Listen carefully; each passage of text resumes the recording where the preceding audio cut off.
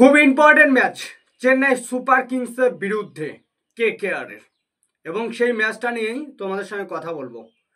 কারণ একটা বিভৎস ম্যানেজমেন্টের ভুলের জন্য এবং রাজিনকে রাহানের ক্যাপ্টেনের ভুলের জন্য মাত্র 4 রানে নিজেদের হোম গ্রাউন্ডে মুখ থুবড়ে পড়তে হলো লখনৌ সুপার জায়ান্টসের বিরুদ্ধে। এবং এখন তাদের সামনে সবচেয়ে বড় কঠিন হয়ে গেছে 2025 আইপিএলে প্লে অফে 1 থেকে 4-এর মধ্যে টিকে থাকার জন্য এবং খুব নিজেদের নেট রানটা শক্তিশালী করার জন্য ইম্পর্টেন্ট ম্যাচ চেন্নাই সুপার কিংসের বিরুদ্ধে চেন্নাই সুপার কিংসের হোম গ্রাউন্ডে। সেখানে বেশ কিছু বড় পরিবর্তন আসছে প্লেইং 11-এ, এবং কিরকম প্লেইং 11 করতে চলেছে কেকেআর, যেখান থেকে বড় একটা আপডেট বেরিয়ে আসছে কেকেআরের ভেতর থেকে, সেটা তোমাদেরকে জানাবো। এই ম্যাচে বেশ কিছু ইম্পর্টেন্ট বড় পরিবর্তন আমরা দেখতে পাবো।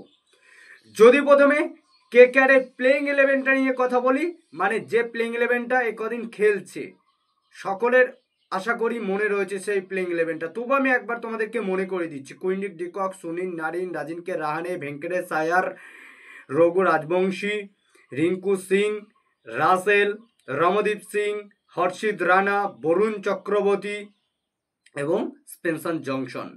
এই যে প্লেইং 11 টোটাল যেটা খেলছে এই ম্যাচগুলোতে। আচ্ছা, সবারই প্রথমে কাটাছিড়া করার জায়গা একটাই, যে মেঘা নিলাম থেকে স্পেস বোলার হিসাবে একমাত্র নিয়েছে কাকে? স্পেনসন জংশনকে। তার উপর ভরসা রেখে সে কিন্তু কিছুই ইম্প্যাক্ট ফেলতে পারেনি আইপিএলে কেকেআরের জন্য, একমাত্র একটা ম্যাচে বাদ দিয়ে। সে একটা ম্যাচেও খুব একটা কিছু করেনি, সেটা মুম্বাই ইন্ডিয়ান্সের ম্যাচে। এবং এছাড়া আরেকটা কাকে নিয়েছিল? উমরান মালিক, যে হচ্ছে চোটে রয়েছে, সেই উমরান মালিককে নিয়েছিল। এবং সেই উমরান মালিক তো পুরোই ছিটকে গেছে, চোটের জন্য খেলতে পারবে না, ছেড়ে দাও। এবং তার বদলে নেওয়া হলো চাতন সাকরিয়াকে, তাকে তো খেলাচ্ছে না, ছেড়েই দাও। এবং এখন রয়েছে একজন নোকিয়া, তাকে বসিয়ে রাখা হয়েছে। এবার কি তাকে খেলানোর সুযোগ বা সময় চলে এসেছে? হ্যাঁ, সত্যিকারে চলে এসেছে, কিন্তু জানি না কেকেআর ম্যানেজমেন্ট যেরকম বুদ্ধি বা ক্যাপ্টেনেরও যেরকম বুদ্ধি খেলাবে কিনা।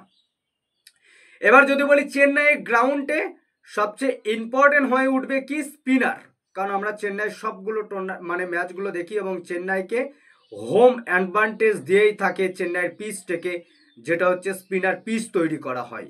এবং সেখানে যদি স্পিনার পিচ হয়ে থাকে, তাহলে কেকেআর প্লেইং 11টা কিরকম হতে পারে এবং কাকে পরিবর্তন করা রয়েছে?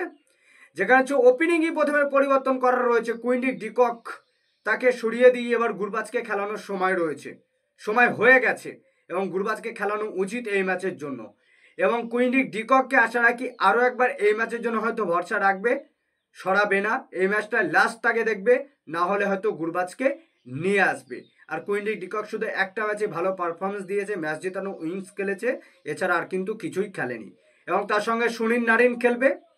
এবং তারপরে আমরা দেখবো রাজিনকে রাহানে ক্যাপ্টেনকে, তারপরে ভেঙ্কটেশ আয়ারকে দেখবো, এবং রঘু রাজবংশীকে দেখবো, এবং তারপরে রিঙ্কু সিংকে দেখবো, এবং তারপরে যার কথা রাসেল, তাকে কি দেখবো না অন্য কাউকে দেখবো?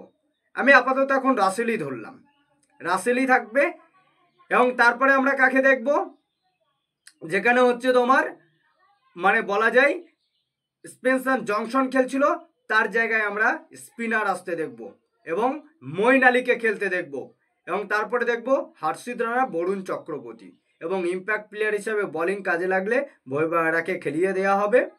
এবং ব্যাটিংয়ের ক্ষেত্রে তো এই যে কাজে লাগাচ্ছি রঘু রাজবংশীকে। এবার যদি বলি প্লেইং 11 চেঞ্জ কোথায় দরকার রয়েছে, প্লেইং 11টা তো বললাম, এটা সিম্পল। কুইন্ডিক ডিকককে সরিয়ে গুরবাজকে আনার দরকার রয়েছে, এবং এরই সঙ্গে স্পেনসন জংশনকে সরিয়ে মঈন আলীকে আনার দরকার রয়েছে। আর আরেকটা যে স্পেস বোলার রয়েছে তাকে এবার খেলানোর সময় চলে এসেছে, কিন্তু চেন্নাইয়ের পিচে খেলা 3টে স্পিনার নিয়ে নামবে।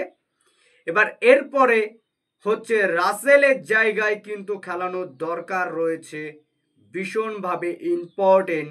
সেও কিন্তু একজন অলরাউন্ডার প্লেয়ার এবং রাসেলের মতো বিগ হিট করতে পারে, এবং সাম্প্রতিক তার প্রিভিয়াস ম্যাচ দেখা যাচ্ছে সে ফর্মে ছিল এবং ভালো খেলেওছে, এবং 1-2 বার রাসেলের মতো বলও করে দিতে পারবে। বুঝতে পারছো আমি কার কথা বলছি?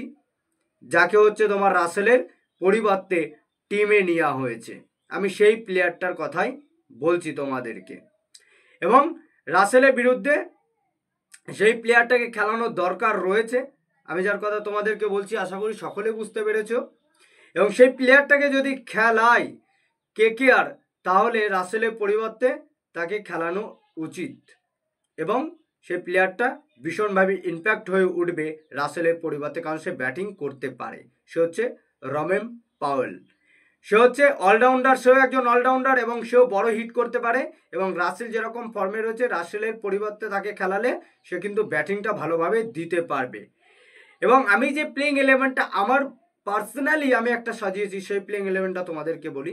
যে প্লেইং ইলেভেনটা খেলালে কেকেআরের ব্যাটিং অর্ডার শক্তিশালী হবে, বোলিং অর্ডার পাবে এবং বোলিংয়ের অনেকগুলো অপশানও থেকে যাচ্ছে, যেখানে ওপেনিং গুরবাজ এবং সুনীল নারিন, 3 নম্বরে ভেঙ্কটেশ, মানে 3 নম্বর রাজিনকে রাহানে ক্যাপ্টেন, 4 নম্বরে রঘু রাজবংশী, 5 নম্বরে ভেঙ্কটেশ আয়ার, 6 নম্বরে হচ্ছে রিঙ্কু সিং, 7 নম্বরে রমেন পাওয়েল এবং 8 নম্বরে রামদীপ সিং, 9 নম্বরে হচ্ছে আমরা দেখতে পাবো হর্ষিত রানা, 10 নম্বরে আমরা দেখব মঈন আলী এবং 11 নম্বরে বরুণ চক্রবর্তী। বলো কতটা একটা দুর্ধর্ষ শক্তিশালী প্লেইং ইলেভেন হচ্ছে কেকেআরের জন্য। 10 পর্যন্ত প্রায় ব্যাটিং থাকছে, কারণ হর্ষিত রানাও সেও কিন্তু ব্যাটিং করছে এবং ব্যাট করতে সেও কিন্তু কম বেশি পারে। প্রায় 10 পর্যন্ত ব্যাটিং থাকছে কেকেআরের জন্য। এবং ইম্প্যাক্ট প্লেয়ার হিসাবে বোলিংয়ে কাজে লাগানোর জন্য ভৈবব আরোরাকে কাজে লাগানো যেতে পারে। এরকম একটা প্লেইং ইলেভেন হতে পারে যে আপডেটটা আসছে চেন্নাই সুপার কিংসের বিরুদ্ধে কেকেআরের। বাকি তোমাদের কি মতামত অবশ্যই কমেন্ট বক্সে কমেন্ট করে জানাতে যেন ভুলো না।